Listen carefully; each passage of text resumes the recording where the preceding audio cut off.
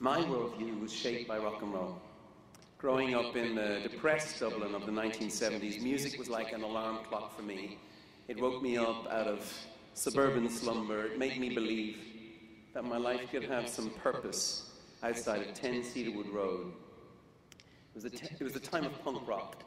No more flowers in our hair. No more flowers, period. I was weaned on The Clash.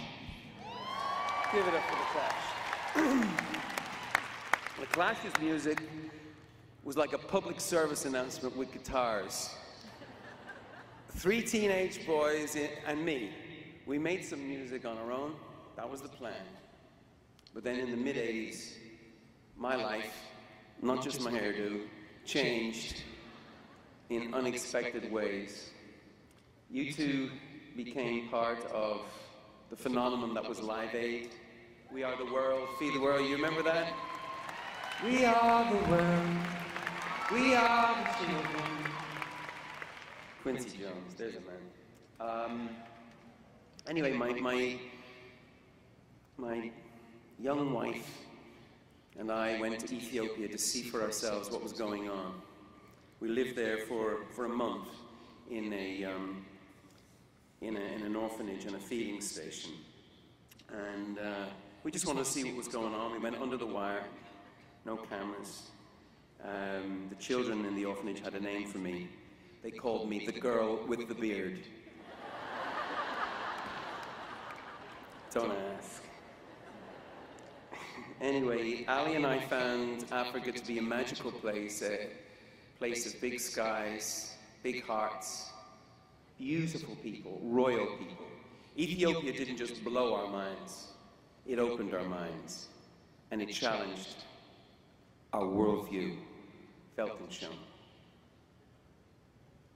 A man begged us to take his son back with us to Ireland, because in Ireland his son would live, and in Ethiopia at that time there was every chance his son would die.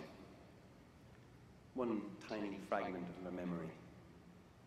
Ali and I have our own children now, 4 of them. It could have been 5. Our daughters and sons mean more to us than any other thing. They are the beauty that can take any pain away.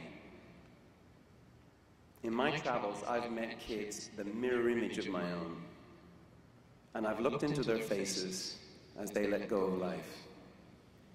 And it makes me even angrier that their eyes are always free of accusation. It humbles me beyond belief that they do not hold it against a world that couldn't spare the 20-cent immunization that would have them back in the bosom of their family. Even their mothers and fathers, their grief is pure. There's no blame, just acquiescence. And that's the road. Because I know my rage as a parent would have no end. In fact, it does not. And I do hold it against a world that can accept such things as inevitable. They are not inevitable. They are not acceptable. In fact, they are absurd.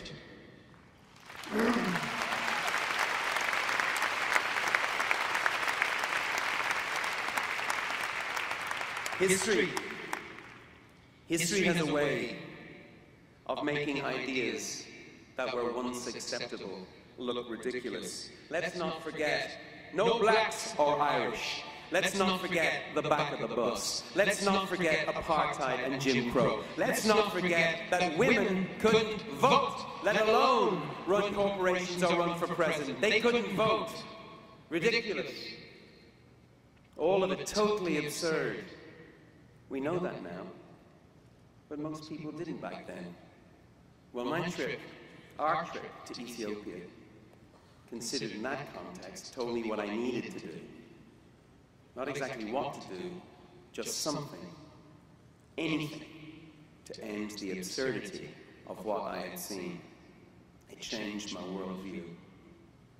That's how I became the least attractive thing in the world, a rock star with a cause. Except, it isn't the cause, is it? 8,000 Africans dying every day of AIDS, TB and malaria, preventable, treatable diseases, dying for lack of drugs you can buy in any drugstore around the corner here. 12 million AIDS orphans in Africa, 18 million by the end of the decade, a whole generation of active adults wiped out, children bringing up children. That is not a cause, that is an emergency.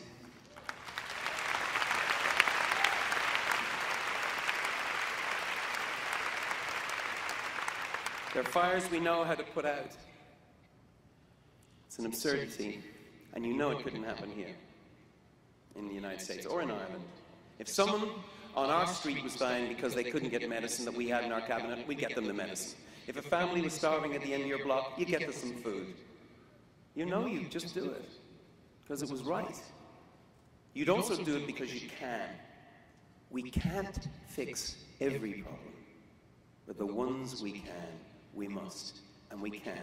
We really can. We've got the know-how, the technologies, the pharmacologies to transform public health in the developing world. Really, with small investments, we can radically improve crop yields, dig wells, and make the land fertile and productive. Turning the desert into fertile land, sound familiar? This is California! This is who you are! I don't have to convince you of the power of technology. California is the frontier of what's possible, the outer boundary of the imagination and innovation. More people live off their imagination in this city than any other city on earth. This city, close, up the road, including the environs. And further up the road, Silicon Valley. I mean, I don't have to tell you how connected we are. We're connected in ways we never could have imagined. Our lives and our fates. Because in a globalized world, Africa is our neighbor. It's right down the lane. Right down the lane. Okay?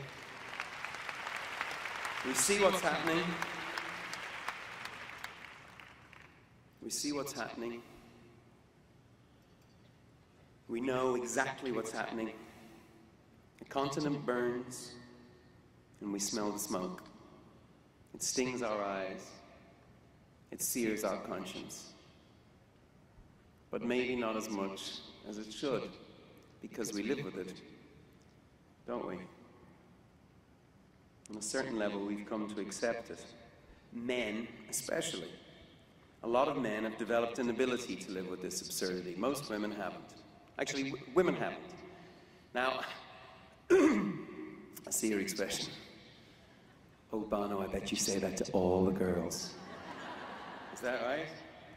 Well, no. Really, you're the first. And I'm not saying this just to flatter you, because not even I, not even this rather indiscreet rock star, would have the audacity to use gender stereotypes in the presence of the great Gloria Steinem. Not I. No. No way.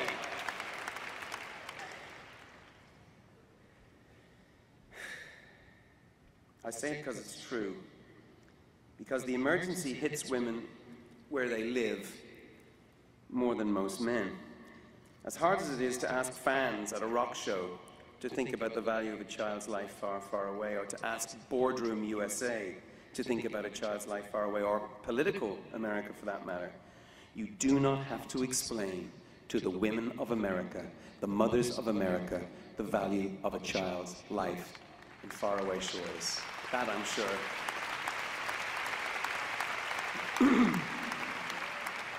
And if you agree, why would that be? Why would women be more concerned?